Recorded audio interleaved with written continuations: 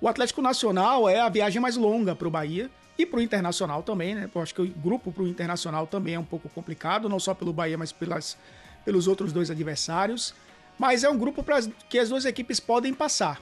Eu acho que, assim, copo meio cheio, temos um brasileiro nos playoffs da Sul-Americana, né? Nesse caso, tendo dois brasileiros.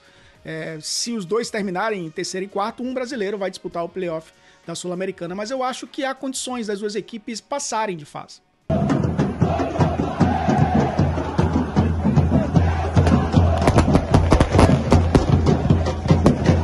Nação, saudações tricolor, nação, vamos para mais um corte aqui no canal. Dessa vez vamos lá no programa de TV Sport Center do canal ESPN e vamos ver as análises de Elton Serra, maestro aí das comunicações da ESPN, e vamos ver as análises que eles tiveram sobre o Bahia nessa fase da Libertadores. Mas se antes disso, eu peço a você que se inscreva aqui no canal, ative o sininho, marque lá na notificação para todos, para que eu possa te entregar todos os conteúdos diariamente no canal. Vamos que vamos ver o que foi que Elton Serra falou do Bahia e dos demais clubes dos grupos, da fase de grupo da Libertadores. Tamo junto, vamos que vamos. A gente falava, onde caísse o Bahia seria o grupo da morte. Não deu outra, né? Ainda se encontrando com o Internacional, o rival histórico na Libertadores, na última vez em que o Bahia esteve lá, em 89, os dois se encontram novamente com o Nacional e Atlético Nacional da Colômbia também. O Bahia mudando um pouco essa história desse grupo que tem o Internacional, o Nacional, Atlético Nacional e o Bahia, né? Nome diferente. O torcedor do Bahia disse que o Bahia é o mundo, né? Então temos dois nacional, um internacional e um mundial, né? Então é um grupo difícil, Edu, porque o Bahia enfrenta um adversário que é um adversário brasileiro e vem muito bem, que é o Internacional, e que quer apagar a temporada passada na Sul-Americana, porque era favorito no seu grupo e acabou se complicando, né, na Copa Sul-Americana no passado. É verdade que a fase de grupos aconteceu no meio das enchentes e o Internacional teve que adiar jogos, teve que acelerar, inclusive, as suas últimas partidas. O Nacional do Uruguai é um time que é cabeça de chave desse grupo, muito mais pelos pontos acumulados na Conmebol, mas é uma equipe que não conquista um título nacional há um tempo e mesmo assim consegue ter muita regularidade, né, jogando principalmente em casa.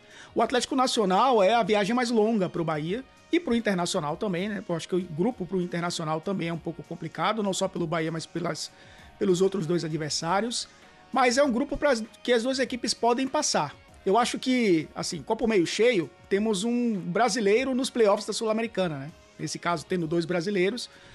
Se os dois terminarem em terceiro e quarto, um brasileiro vai disputar o playoff da Sul-Americana. Mas eu acho que há condições das duas equipes passarem de fase.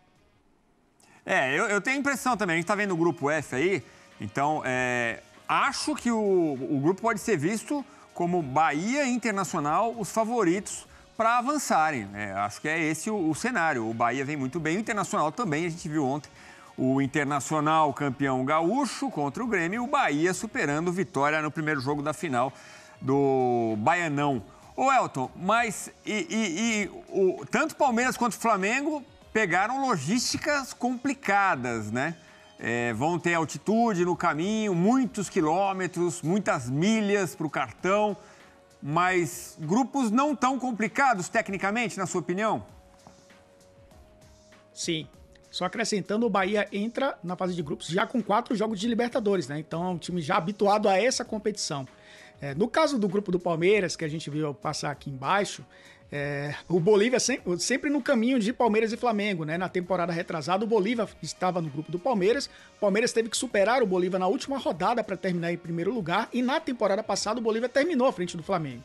Verdade que se enfrentaram nas oitavas, mas acaba sendo um clube bem complicado. Eu acho que é um grupo claro para o Palmeiras passar de fase, em primeiro lugar do grupo, até porque, como cabeça de chave, tem essa vantagem dos 2 últimos jogos em casa, contra Sporting Cristal e Cerro Porteño, que são 2 equipes realmente tradicionais na Libertadores, mas que não vivem um bom momento, né? Principalmente a equipe peruana. Então é um grupo para o Palmeiras passarem primeiro, assim como o Flamengo, né?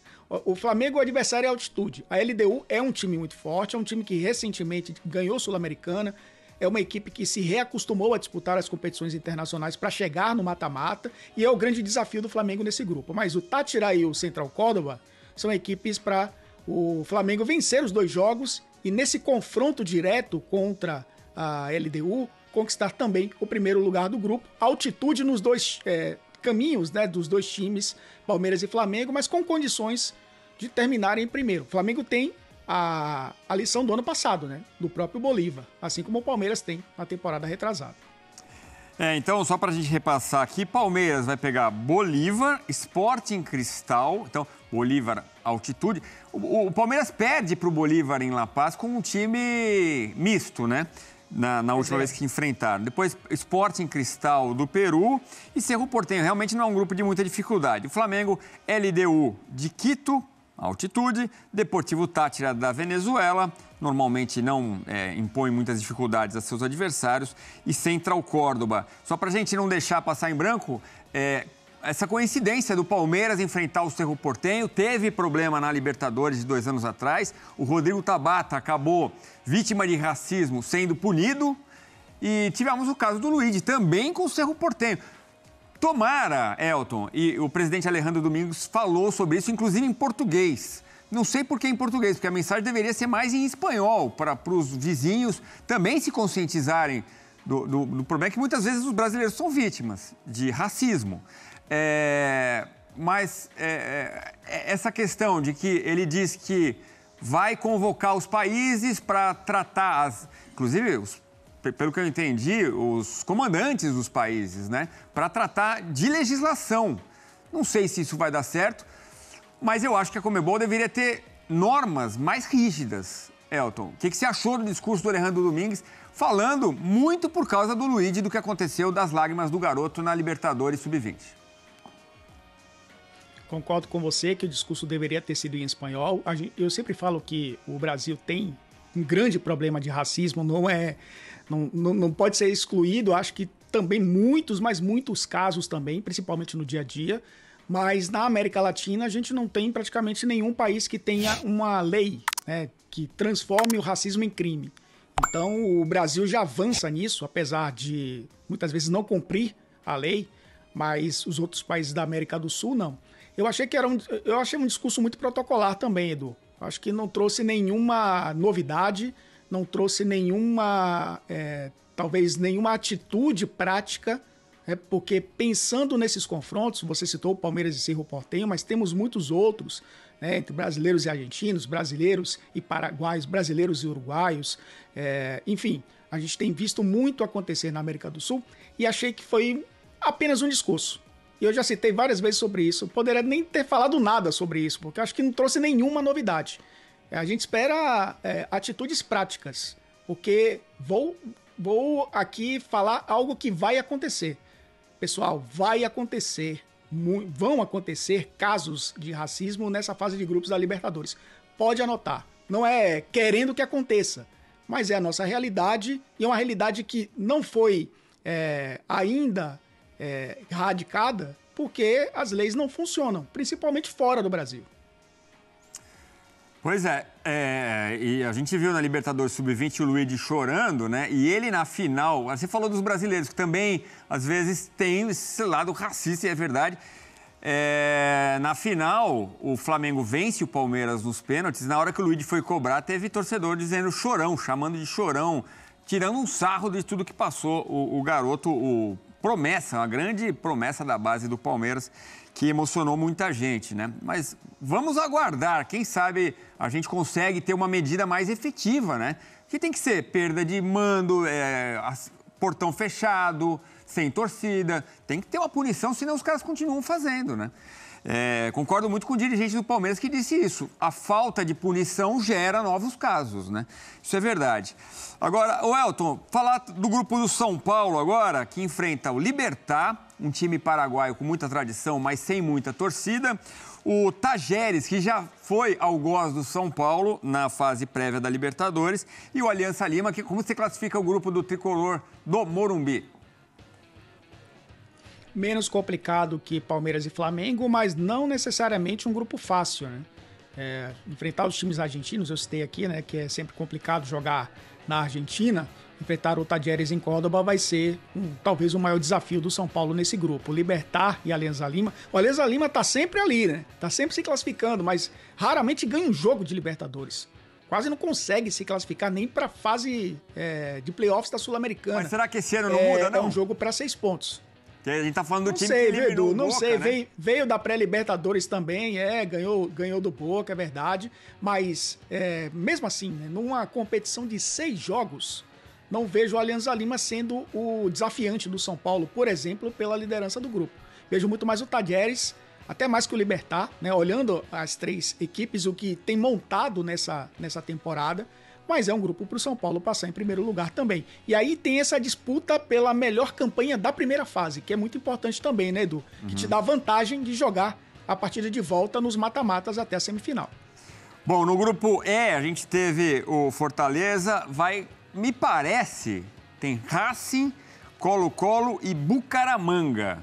Me parece que esse grupo temos 2 fortes candidatos a avançarem, né? O Fortaleza e o Racing, o atual campeão da Sul-Americana, também campeão da Recopa Sul-Americana. E o Botafogo encara Estudiantes, Universidade de Chile e Carabobo, um grupo bem acessível. Me parece que Botafogo e Estudiantes são os favoritos nesse grupo, mas com a Universidade de Chile também correndo por fora. O que você acha desses 2 grupos para fechar, Elton? Começando pelo Botafogo, desafiante ao Estudiantes.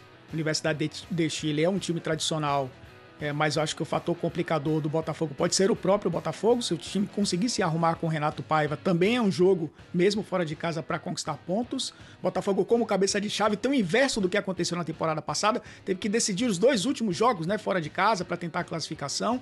Vai ter um conforto maior nesse ano, né, não tendo essa dificuldade, muito pelo contrário, né, decidindo em casa na reta final. Principalmente contra Estudiantes e Universidade de Chile. E colocaria o Estudiantes talvez como desafiante do Botafogo a esse primeiro lugar, mas repito, o Botafogo precisa encontrar um caminho nessa temporada, né, para defender o título da Libertadores. O cara bobo chega aí para... Eu sei que não existe mais bobo no futebol mundial, mas acho que o cara bobo é para ser um participante desse grupo A. Com relação ao Fortaleza, Edu, de novo, né? Um argentino no caminho do Fortaleza e o atual campeão da Sul-Americana. O Fortaleza vai fechando aí o ciclo de enfrentar o top 5 da Argentina, né? Porque já enfrentou o Boca, o River, o Estudiantes, enfrentou o São Lourenço e agora enfrenta o Racing, os 5 maiores clubes da Argentina. Dessa vez, pela Libertadores, o Racing volta a enfrentar o Colo-Colo, que enfrentou em 2022, conseguiu se classificar no grupo que tinha o Colo-Colo. E o Bucaramanga é um time... também, assim como o Carabobo, né, um time para participar. A questão do Fortaleza é a logística. O Fortaleza tem Copa do Nordeste, Copa do Brasil, Campeonato Brasileiro e vai ter algumas viagens longas. Vai ter que administrar isso muito bem, né, para tentar se classificar para a próxima fase. Tá, rapaziada, vocês viram aí nada mais, nada menos que Elton Serra falando sobre o Tricolor de Aço, cara que tem falado muito sobre o Bahia durante esses dias. E falou, e mais uma vez cravou aí que o Bahia veio forte, vai entrar forte aí nessa fase de grupos, que o Bahia, que por sinal, já pega tem uma oportunidade de criar casca mesmo nessa Libertadores, passando de fase nesse grupo que é tão difícil. Mas e você, galera, o que achou das palavras de Elton Serra? Deixa os comentários aqui, valeu? Tamo junto e até a próxima.